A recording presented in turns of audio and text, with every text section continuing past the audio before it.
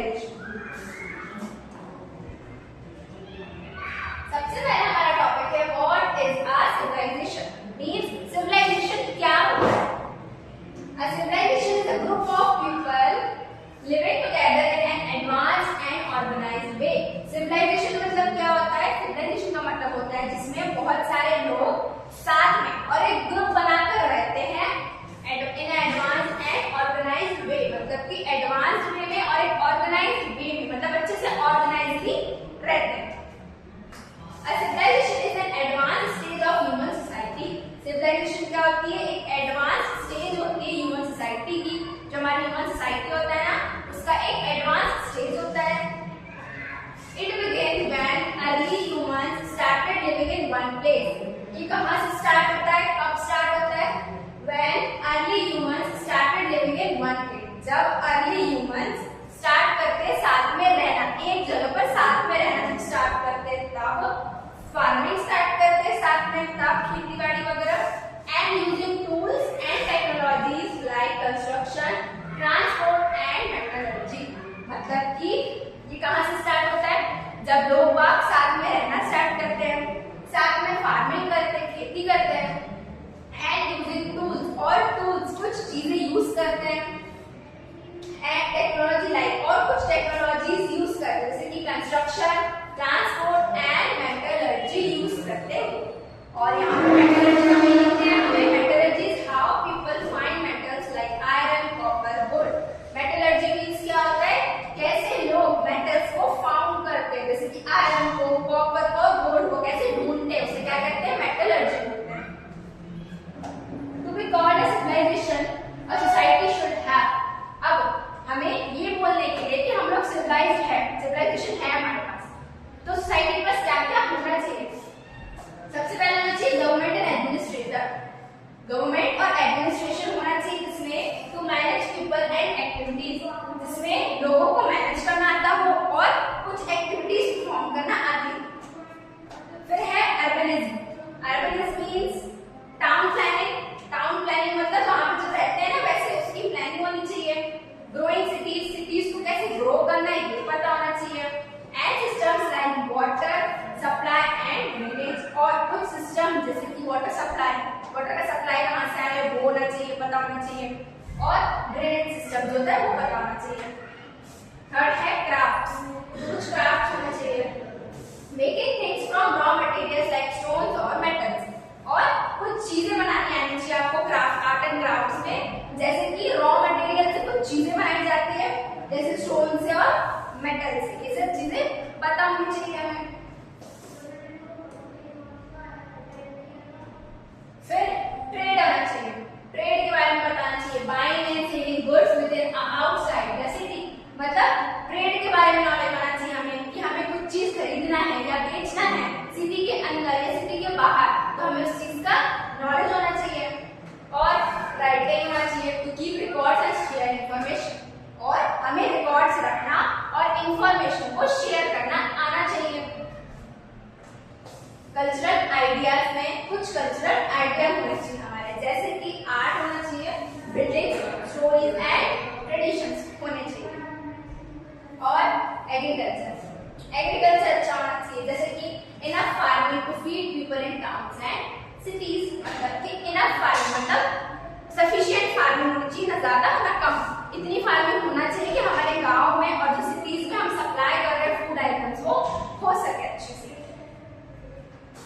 Today आज के time पे most countries have all the science of, today आज के टाइम पे most countries have the science of civilization, मतलब कि आज के टाइम पे बहुत सारी कंट्रीज के कुछ साइंस है सिविलाइजेशन के, but civilization started long ago, लेकिन सिविलाइजेशन बहुत पहले से स्टार्ट हो चुका है at different times in different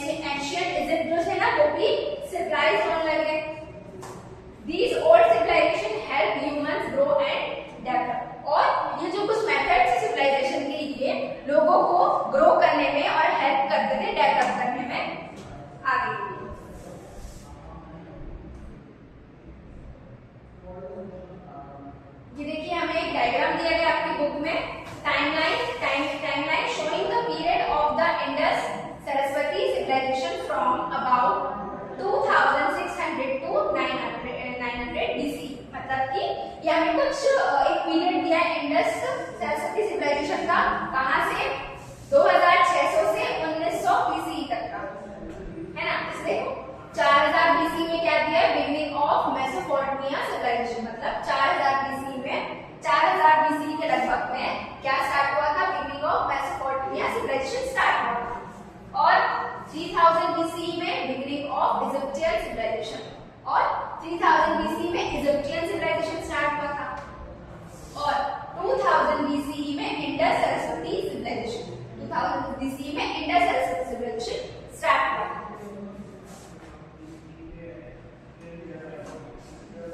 from village to city, अब विलेज से, गांव से सिटी तक।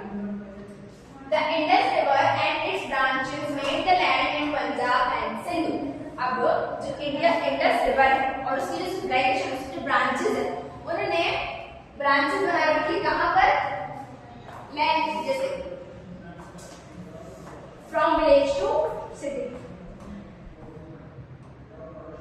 फ्रॉम विलेज टू सिटी, मतलब कि गांव से जैसे जैसे हम लोग सिटी की तरफ बढ़ते हैं उसके बारे में दिया है। The Indus river and it's branches, मतलब कि इंडस की जो रिवर है उसने और उसकी जो ब्रांचेस है उसने made the land in Punjab and Sindhu, कहाँ बनाया है लैंड अपना, पंजाब और सिंधु में अपना लैंड बनाया है।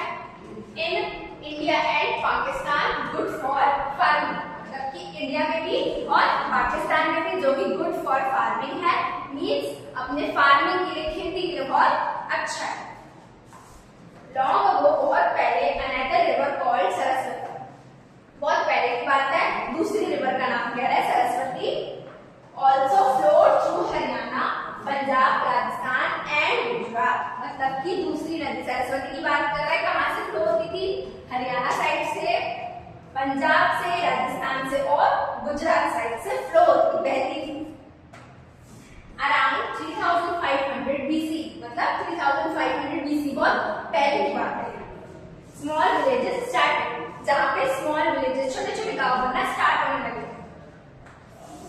बाय 2600 BCE, 2600 BCE में these villages become towns, ये विलेजेस, जो विलेजेस थे, गांव थे, वो टाउन्स बन गए थे, एंड लेटर सिटीज, धीरे धीरे ये गांव धीरे धीरे टाउन बन गए और फिर धीरे धीरे सिटीज में कन्वर्ट हुए, शहर बन गए। Due to farming and trade, farming और ट्रेड के कारण, ट्रेडिंग करते थे, कुछ बेचना, कुछ खरीदना, फार्मिंग करते थे, खेती बाड़ी करते थे। आर्कियोलॉजिस्ट्स कॉल दिस सिविलाइजेशन, अब जो आर्कियोलॉजिस्ट थे वो उसे क्या कहकर बुलाते थे, सिविलाइजेशन, मतलब जैसे जैसे लोग बाग साथ में रह रहे हैं, आगे बढ़ रहे हैं, तो वो क्या कह रहे हैं, सिविलाइजेशन कह रहे हैं, लोग सिविलाइज हो रहे हैं। इंडस सिविलाइजेशन कहा, हड़प्पन सिविलाइजेशन कहा और इंडस सरस्वती सिविलाइजेशन कहा। The people were called Harappans and this is one of the world's oldest civilization, मतलब कि कुछ लोग जिन्हें हम हड़प्पन्स कहते थे, हड़प्पन्स कहलाने लगे वो लोग, and this is one of the world's oldest civilization, और जो हड़प्पन्स थे ये वर्ल्ड के ओल्डेस्ट सिविलाइजेशन थे, बहुत पुराने सिविलाइजेशन। मैप दिया गया है, map of main settlements of Indus Saraswati, मतलब इंडस सरस्वती सिविलाइजेशन के कुछ मेन सेटलमेंट्स है ना, वो दिए गए हैं हमें यहाँ पे। फिर town planning in the Indus valley civilization, मतलब कि टाउन प्लानिंग कैसे हुई इंडस वैली सिविलाइजेशन में, ये बता रहे हैं हमें। सबसे पहले है Harappan and Mohenjodaro were the first two cities discovered, मतलब कि हड़प्पन और मोहनजोदारो थे वो दो फर्स्ट सिटीज थे जो डिस्कवर्ड हुए थे। फिर these cities are located in present day Pakistan, और वो सिटीज कहाँ लोकेटेड करती है, प्रेजेंट डे, आज के टाइम में पाकिस्तान में। They were discovered in 1924, about 100 years ago, मतलब कि कब डिस्कवर्ड हुई थी, 1924 में, आज से 100 साल पहले।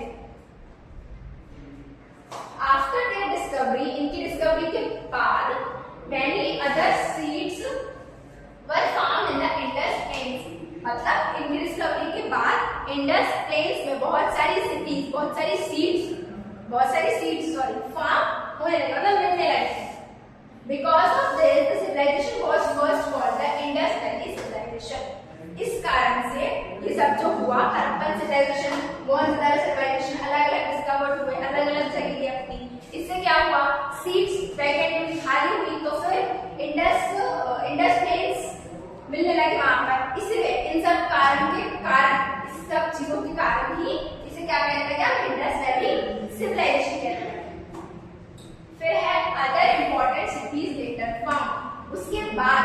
अलग अलग सिटीज फाउंड हुई, वो कौन सी है?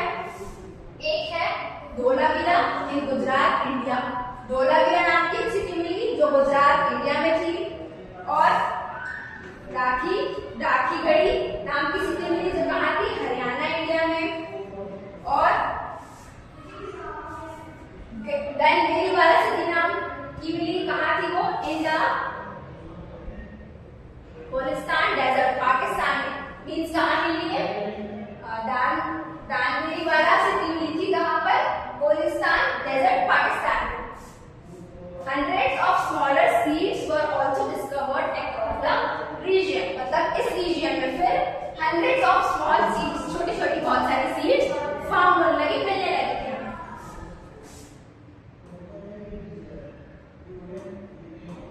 फिर हमें ये दिया हड़प्पन सिविलाइजेशन के बारे में। हड़प्पन सिविलाइजेशन क्या था और कैसे था?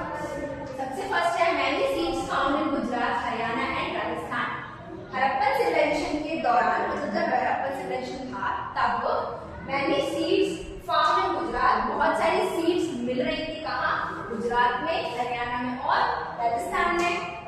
फिर सेकंड है cities were well planned with straight roads, मतलब कि ये सिटीज वेल प्लेन्ड थी, मतलब अच्छे से रहने के लिए अच्छे से बनाई गई थी विद स्ट्रेट रोड, और अच्छी मतलब बहुत अच्छी सिविलाइज्ड सिटी थी, प्लेन रोड्स थी, सब अच्छा। थर्ड है fort wall protected cities. Fort wall protects की सिटीज को। Cities had two parts. अब सिटीज के दो पार्ट थे, एक था अपर टाउन यानी कि रिच पीपल। अपर टाउन था जिसमें रिच पीपल बहुत अमीर लोग रहते थे, और एक था लोअर टाउन जिसमें कॉमन पीपल, जिसमें नॉर्मल लोग जो रहते हैं वो रहते थे। Big buildings used as warehouses, और जो बड़ी बड़ी बिल्डिंग्स थी वो कैसे यूज होती थी? वेयर हाउसेस की तरह यूज होती थी। Houses made of BRICS good quality, और वहां पर हाउसेस घर गुड क्वालिटी के और ब्रिक्स ईंट के बने होते थे। Great bath and Mohenjodaro had a waterproof tank, और एक ग्रेट बहुत बड़ा सा बाथ था, नहाने की जगह थी मोहनजोदारो के पास, विद वाटरप्रूफ टैंक, मतलब वाटरप्रूफ टैंक को कहते हैं। The great bath was surrounded by small rooms, और जो ग्रेट बड़ा सा बाथ था वो सराउंडेड था स्मॉल रूम से, उसके आसपास छोटे छोटे रूम्स थे, including one with a well, और एक वेल था, कुआं भी था। There was a drain to empty and refill the tank with fresh water, और उस टैंक में एक ड्रेन सिस्टम था जिसमें पूरा टैंक आप खाली कर सकते हो, फिर उसको फ्रेश अच्छे वाटर से फिर वापस भर सकते हो।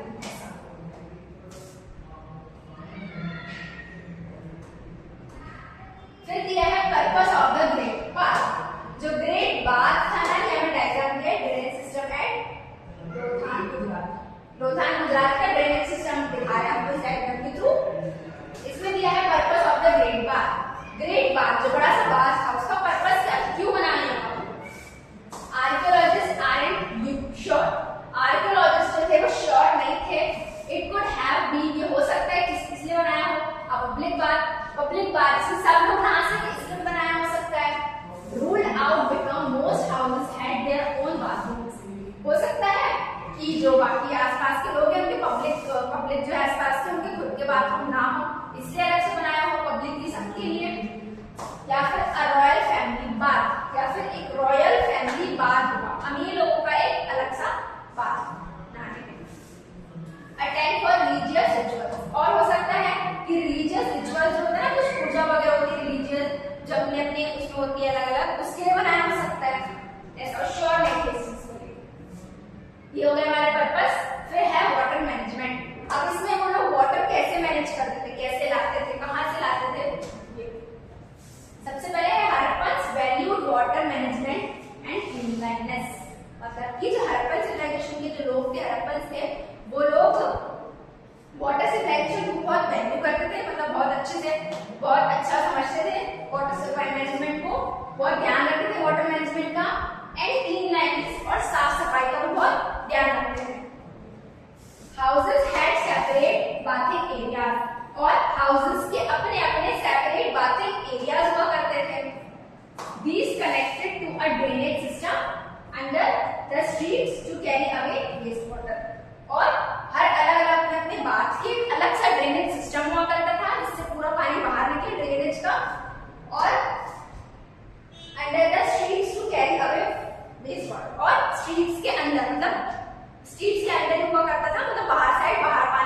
निकल जाए, ऐसा वेस्ट वाटर जो है वो खराब पानी तो निकल जाए। इन मोहनजोदारो में people got water from many deep wells, मतलब कि मोहनजोदारो के टाइम में लोगों को पानी बहुत सारे ड्रिप वेल्स से मिलता था, मतलब कुओं से मिलता था। इन अदर प्लेसेस, दूसरी प्लेसेस पे, दूसरी जगहों पे water came from ponds, streams और रेजर्वॉयर्स, मतलब कि अदर जो प्लेसेस थे, दूसरी जगह थी, वहां पर पानी कहां से आता था? पॉन्ड से, स्ट्रीम से और इससे, मतलब कि अलग अलग नदियों से मिलकर उनको पानी मिलता था। At Dholavira the biggest reservoir was very large, मतलब कि धोलावीरा जो था जगह, वहां पर तो जहां से उनको पानी मिलता था वो बहुत लार्ज, बहुत बड़ी जगह में बना था। 73 मीटर्स लॉन्ग, मतलब 73 मीटर्स लॉन्ग था, बहुत मतलब बहुत बड़ा सा बड़ा था। जैसे देखो ये दिखा है आपको the large of the Dholavira, मतलब ये आपको डायग्राम बताया धोलावीरा में जो बहुत बड़े से रिवर्स के बने हुए हैं उसका।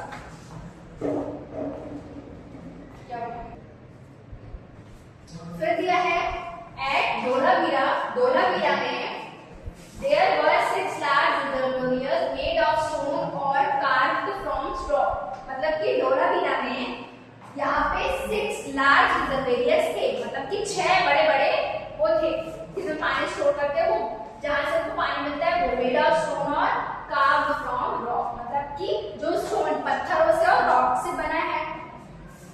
These reservoirs were linked by underground drains, और ये जो रिजर्वोयर्स है काय से लिंक्ड है, काय से जुड़े हुए अंडर वाटर ड्रेन से। For smart water collection and sharing, काय के लिए? स्मार्ट वाटर कलेक्शन के लिए और शेयरिंग के लिए, ताकि स्मार्टली उनके पास वाटर आ जाए और वो शेयर कर पाए।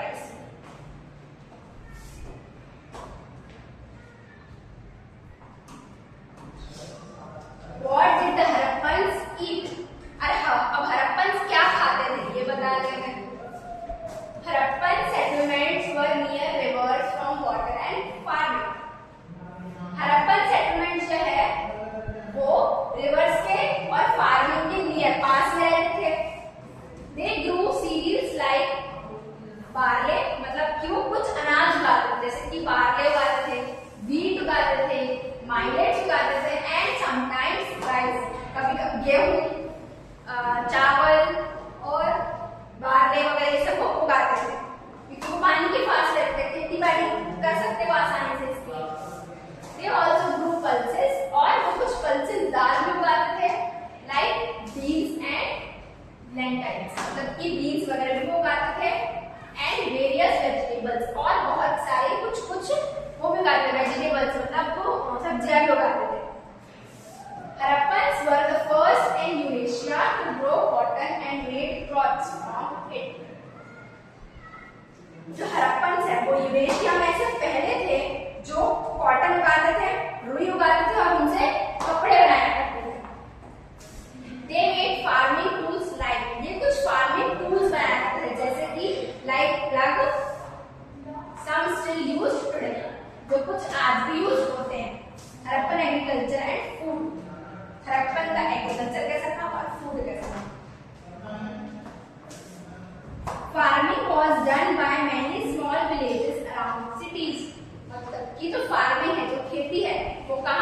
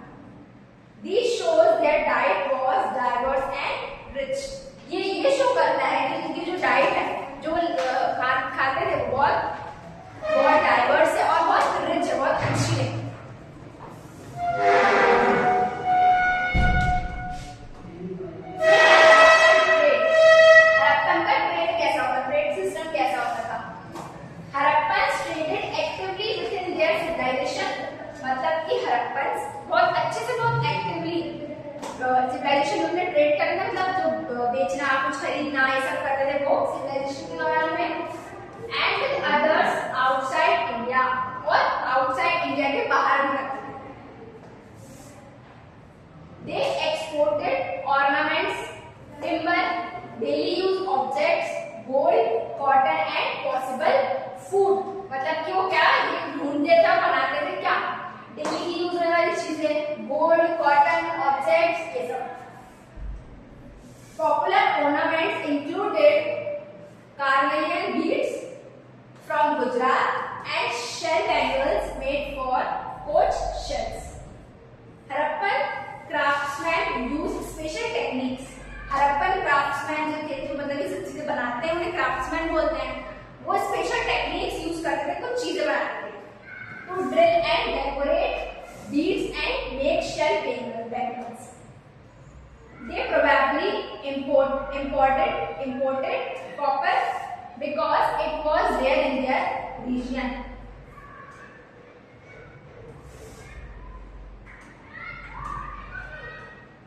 देखो यहाँ पे फिगर 6.10 में हरप्पन बीड्स ऑफ कार्नल्स दिए हैं, beads एक्सटीटी and सूशा present at.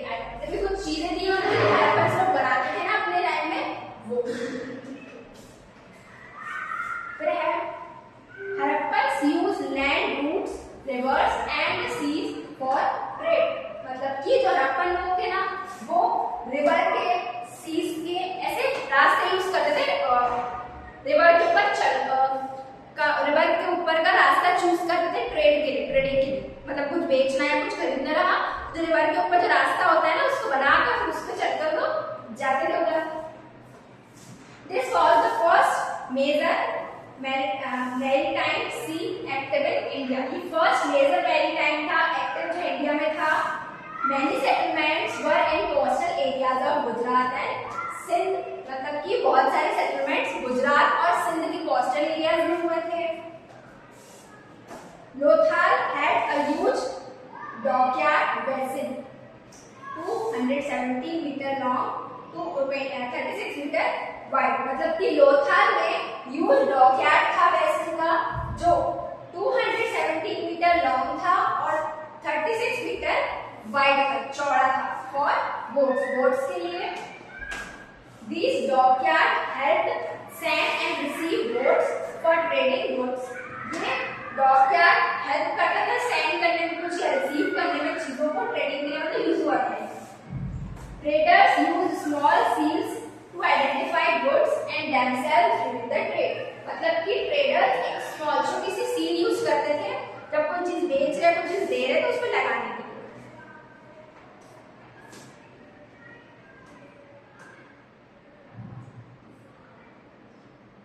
Made of steatite, a soft stone hardened by heating, small in size, only a few centimeters.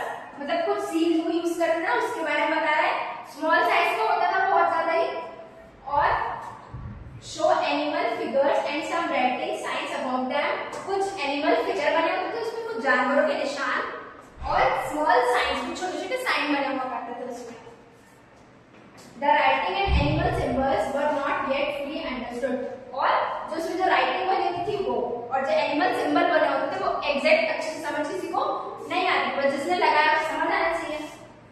They were used in trade, probably to identify goods or traders.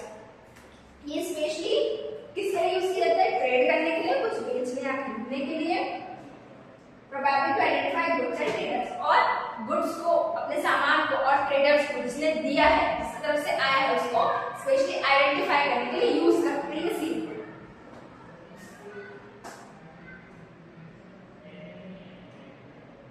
फिर दिया Harappan decline. No science of war और invasion. मतलब कि हरप्पन से decline बना कहाँ किया था? कोई साइन नहीं होना चाहिए वॉर का या इन्वेशन का, कोई मतलब लड़ाई वगैरह का साइन नहीं होना चाहिए उसके। Climate change caused drought and less rain. Saraswati river dried up, cities were farming become hard, food supply dropped.